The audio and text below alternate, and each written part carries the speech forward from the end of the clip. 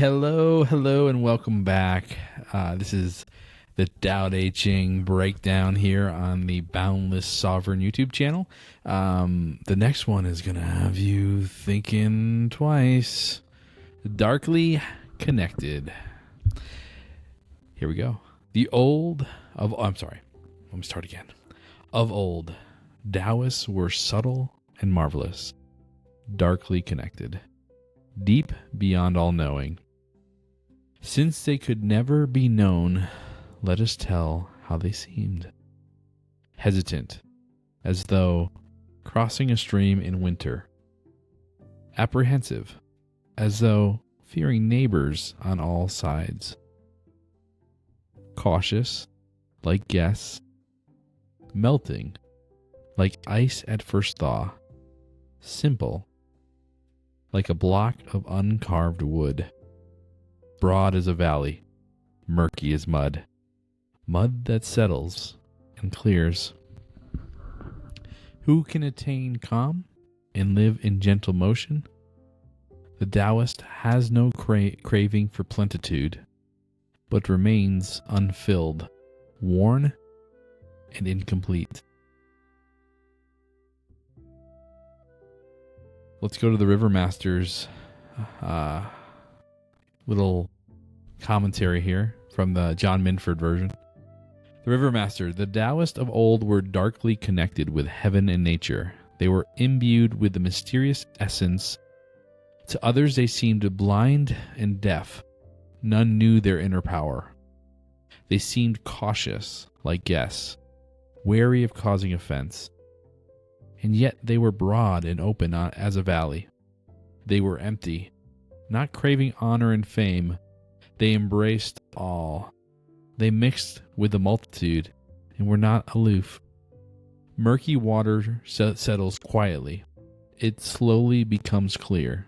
Calm quickens gently. The Tao has no desire for plenitude or abundance, has no need to be perfect. I'm going to add a little bit, has no need to be perfect, but by the sheer essence of not needing to be perfect, it is perfect. Because it's able to hold all things, all phenomena. And again, that little bit at the end was me. So, so the Tao Te Ching, and by extension Lao Tzu, refer to Taoists as human beings that are practicing the Tao. So if you haven't discerned yet, that's what he's discussing there, and he's talking about if you were to practice this idea, all these ideas, quote unquote, you would be a Taoist. Which I don't believe is. I think it's more of a philosophical way of being. I think some people see it as a religion.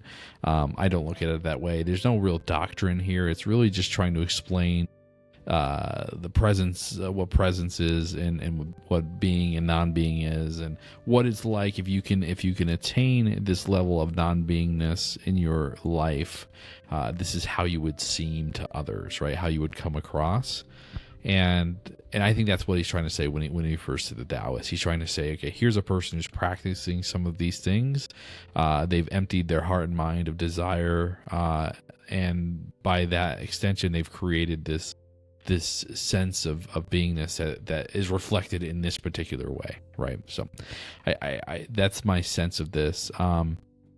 This idea of darkly connected, I think, and there's other chapters later on where they talk about the light being held under a bushel, or being like in some ways blocked or not shown to others. And I'm thinking of a scripture that Jesus said at one point. I think it was Jesus said this. Something about throwing. Oh, my phone just fell. Throwing pearls before swine, saying that the idea that some of this knowledge and wisdom is to the point where most folks will just kind of bypass it, and they won't really take the time to try to understand it or look at themselves and try to see the correlations to themselves in that. So when I think about darkly connected and hiding the light under the bushel, it's that same idea that you can't show this wisdom to necessarily everybody, because a lot of people would look at it and be like, okay, whatever, I don't get it. It doesn't make sense. All I know is that I got to go pick up the kids after school, and I got to go make dinner, and I got to, we got a soccer game tonight, and there's, just life, right? Just life. And it's, and a lot of us were, especially in the Western world, you're brought up with this, with all of this life kind of happening all at once, all the time. We're so connected on the internet now. It's like there's no time to stop and breathe and to reflect and to look at the world in a little bit different way, or try to understand why are we here? What is this? What is this experience that we're having right now? For me personally, I've had a lot of that time to reflect. I love reflecting on what is happening right now? Where am I? Who am I? What is this? You just look around. You're like, I'm in a body. I'm able to do things. I can eat. I can go to the bathroom. I can, have sex. I can do all these things. And it's like, but like, what? Why? What who thought this up? Who thought this was a good idea? So that's why I think I'm definitely the idea of studying the Tao Te Ching and learning about Taoism is so, and just spirituality in general, right? I think some of us are built for this, and so this is just another. But we can't necessarily share that with everybody, right? Because again, a lot of people are focused on their physical 3D experience, and the idea of reflecting and understanding is beyond them, right? So, which is fine. It's just not everybody's questioning the root of existence and why we're here. So, and that's okay. One thing here, and I think this is really interesting, is that deep beyond all knowing, since they could never be known, let us tell how they seemed. Deep beyond all knowing, I think when you're able to be in that presence and live in that present moment, there is a depth, right? There is because you have a level of like separation from what's happening. So, and then people pick up on that. They're like, wait, you seem like nothing's really bothering you. And you're kind of just, if you've ever met a person who's just like really just, not necessarily just not assertive, but just like really just like not getting emotionally charged by things generally, right? Just something that it comes with really being in this presence, because when you make this like habit, you're able to step back, and really nothing really affects you. Granted, I still feel emotions. Like when something happens at work or at home, like I still feel an emotional response to the phenomena, right? The difference is I'm just not identifying with it. I'm not getting lost in it. I'm able to kind of step back from it and to just breathe through it. Yeah, I'm not perfect. There are moments when it's like, oh, I'm mad, and I'm gonna identify with being mad right now, because right now that's what I want to do. Actually, that's one of the hardest emotions to grapple with when you're like that. If you feel a burst of anger and you don't have good you can't separate yourself from that, it's like, yeah, you can get like lost in the wave of anger, but really it's just about recognizing the anger, breathing, detaching your beingness from the emotion, and then you can kind of watch the anger, and then it'll start to fade away. But yeah. Anyways, okay, so there was this hesitant. So let us tell how they seemed hesitant, as though crossing a stream in winter. I thought this was an interesting idea that Taoists or people practicing the Tao seem hesitant, and maybe not nervous, or apprehensive is the next. Apprehensive, as though fearing neighbors on all sides. Cautious, like yes. And this one I really like, melting like ice at first thaw. I'm like, melting like ice at first thaw. Just think about that. That's kind of like this, just flowing. We're just slow, steady, easy going. Just flow. This other one, like a block of uncarved wood. There's a lot of references to this. I think this is the first one we've read so far in the book. But they mention Taoism is like being the Tao is like a block of uncarved wood, which is like this block of infinite potential, right? It's not yet decided what it's going to be. It's just this infinite potential of something. And so I think being in present moment and being open to kind of the flow of reality, you can be in that ultimate potential position, right? Superposition almost, right? If you wanted to put a quantum physics reference in there, where you can go with the flow of what's happening, and so the potentials are infinite, right? And if you can maintain that, broad as a valley, just being very, very open, I think, and murky as mud. This is really interesting.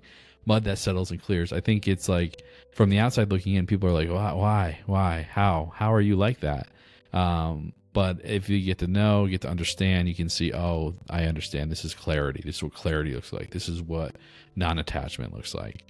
And living in gentle motion is just living in that right action, living in that flow, right? Living in that constant, hey, I'm only going to take the step that's the right step.